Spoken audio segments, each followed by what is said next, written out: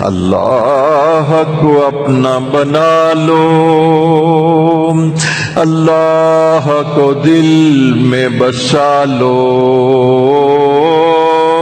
اللہ کو دل میں بسا لو۔ ایک مرتبہ حضور صلی اللہ علیہ وسلم نے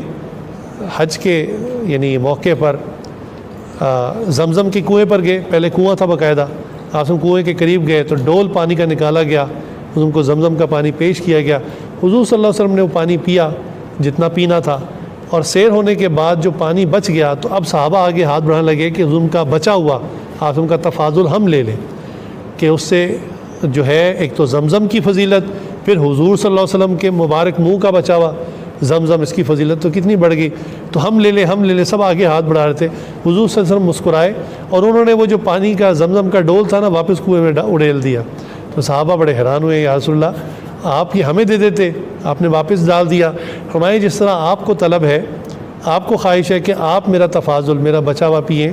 تو اس طرح قیامت تک آنے والے جو بعد والے مسلمان ہیں جنہوں نے مجھے دیکھا بھی نہیں ہوگا، انہیں بھی یہ خواہش ہوگی، وہ بھی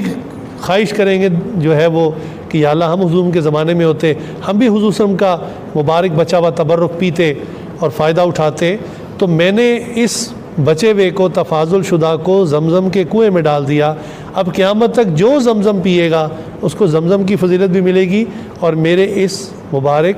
تبرک کی بھی فضیلت ملے گی۔ سبحان اللہ۔ تو حضور صلی اللہ علیہ وسلم نے ہم غائبین سے محبت کی، ہم نہیں تھے، ہم سے بھی محبت کی آپ صلی اللہ علیہ وسلم نے اس وقت۔ اسی طرح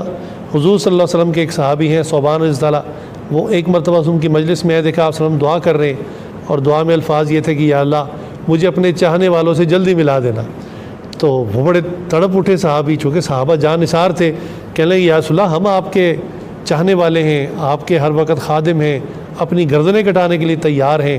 تو آپ کن کو یاد کر رہے ہیں، کن کے لیے دعا کر رہے ہیں؟ تو انہوں نے حضور نے فرمایا کہ صوبان تم نے مجھے دیکھا، جبریل کو دیکھا، قرآن نازل ہوتے دیکھا، تم تو میرے یار ہو، میرے صحابہ ہو، میں ان کے لیے دعا کر رہا ہوں اللہ تعالیٰ سے جلدی ملنے کی جو تمہارے بعد آئیں گے، جنہوں نے مجھے دیکھا نہیں ہوگا۔ اور صوبان ان کو مجھ سے اتنی محبت ہوگی کہ اگر وہ اپنی اولادوں کو بیچ کر بھی میری زیارت کر سکتے تو وہ یہ بھی کر گزرتے۔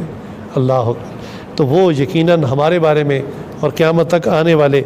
آخری مسلمان کے بارے میں۔ اسی طرح حضور صلی اللہ علیہ وسلم کی ایک حدیث ہے،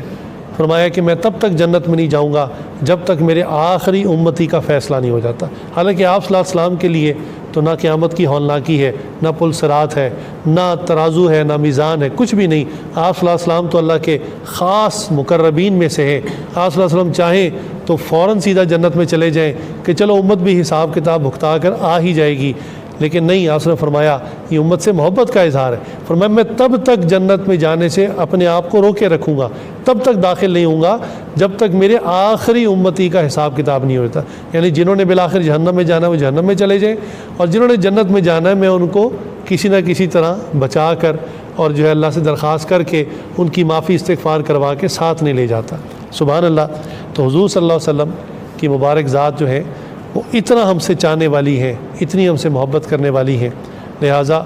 حضور صلی اللہ علیہ وسلم کی محبت کا تقاضا یہ ہے کہ ان سے نسبت اور تعلق کو مضبوط کرنے کی خاطر ہم حضور صلی اللہ علیہ وسلم کے اوپر کثرت سے درشی پڑھیں، اور یہ ہمارے اذکار معمولات کا حصہ ہے۔ جتنے بھی سالکین بیت ہیں اس بات کو اہتمام سے پکڑیں، باقی سب بھی، لیکن بالخصوص سالکین کے تو روزانہ کے معمولات اذکار کے اندر اس کو شامل کیا جاتا ہے۔ تمام مشائخ کرتے ہیں کہ جہاں وہ لا الہ الا اللہ کی تسبیح دیتے ہیں، اللہ اللہ کی تسبیح دیتے ہیں، مراقبہ بتاتے ہیں، قرآن کی تلاوت کی تلقین کرتے ہیں، وہ درود شریف کی خاص تلقین کرتے ہیں، کہتے ہیں کم از کم 2 تسبیح یعنی 200 مرتبہ کم از کم یہ روزانہ پڑھیں، اور زائد پڑھیں تو سبحان اللہ یہ اس بندے کے لیے جو ابھی نیا نیا بیعت ہو، نیا نیا تعلق میں جڑا ہو تو اس پر بوجھ نہیں ڈالا جاتا۔ پھر الحمدللہ اس کو ذکر اذکار کرنے کی عادت پڑ جاتی ہے تو پھر 1000 مرتبہ، 5000 مرتبہ، 10000 مرتبہ وہ باقی معمولات نوافل کے ساتھ پڑھ رہا ہوتا ہے الحمدللہ، اور جو جتنا پڑھے گا وہ اتنا ہی حضور صلی اللہ علیہ وسلم کا جو ہے وہ مقرب ہوگا، اللہ کا بھی اتنا ہی مقرب ہوگا۔